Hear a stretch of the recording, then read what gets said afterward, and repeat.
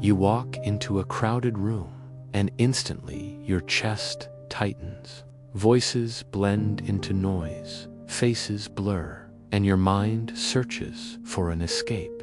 Yet, deep inside, there is a quiet ache, a desire to connect with someone. You don't hate people, you just hate the chaos of too many at once. You crave deep conversations, but avoid the places where they're supposed to happen. This contradiction confuses even you. So what's really going on? Introverts are often misunderstood as antisocial or cold, but the truth is far more complex and deeply human. Many introverts don't dislike people at all. In fact, they often value connection more than anyone else.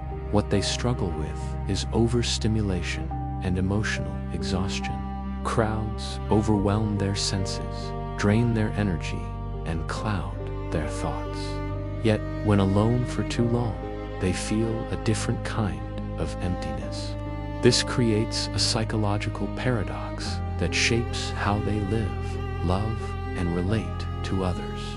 Introverts process the world differently than extroverts. Their brains are more sensitive to external stimulation. Loud environments can quickly become mentally exhausting.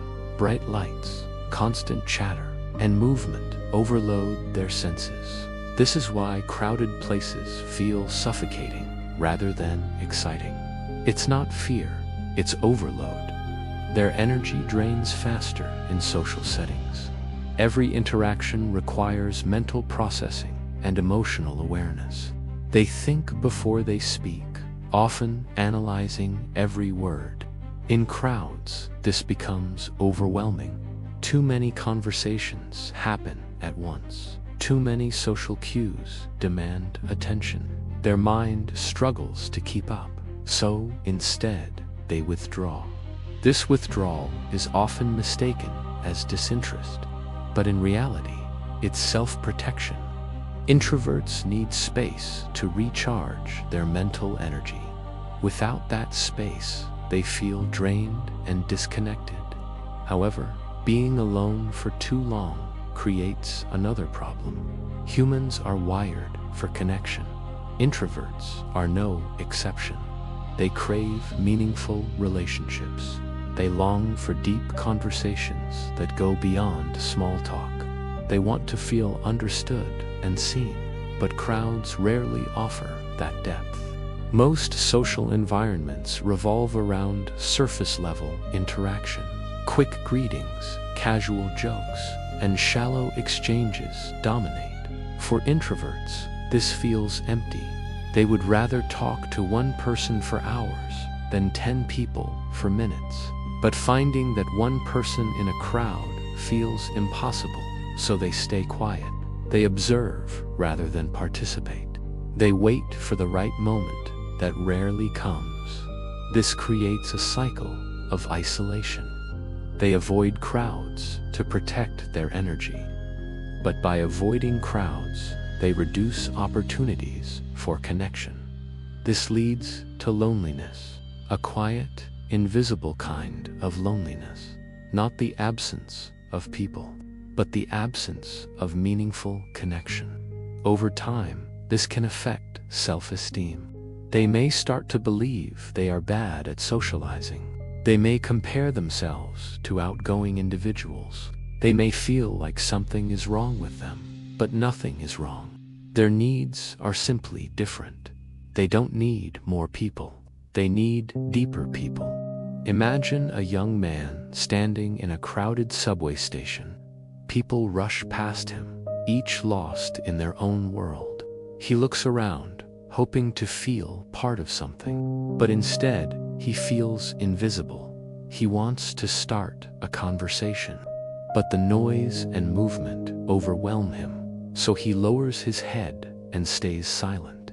Later, he sits alone in a quiet cafe.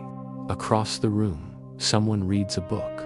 He feels a strange sense of comfort. This is the kind of environment where he could connect, calm, quiet, and meaningful. But he still hesitates. What if the conversation feels forced? What if he says the wrong thing? So again, he stays quiet. Days turn into weeks. He scrolls through social media, watching others connect effortlessly. He wonders why it feels so hard for him. But what he doesn't see is the depth of his own emotional world. When he finally connects with someone, it's different. The conversation flows slowly but deeply. He listens carefully, responds thoughtfully. Hours pass without him noticing. This is where he thrives, not in crowds, but in connection. Another example is a woman at a party. She stands near the wall, observing everyone. She smiles politely, but rarely speaks. Inside, she wants someone to notice her, not for attention, but for understanding. When one person finally approaches her calmly, everything changes. She opens up, her personality unfolding layer by layer. In the right environment, she shines. The truth is, introverts don't hate crowds. They hate losing themselves in them. Crowds force them to operate on a surface level. But introverts are wired for depth. They seek meaning in conversations. They seek authenticity in relationships. When these needs aren't met, they withdraw. Their silence is not emptiness, it's protection. Their distance is not rejection, it's preservation.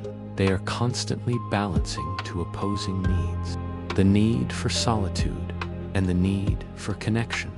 Understanding this balance is the key. They don't need to change who they are. They need environments that match their nature.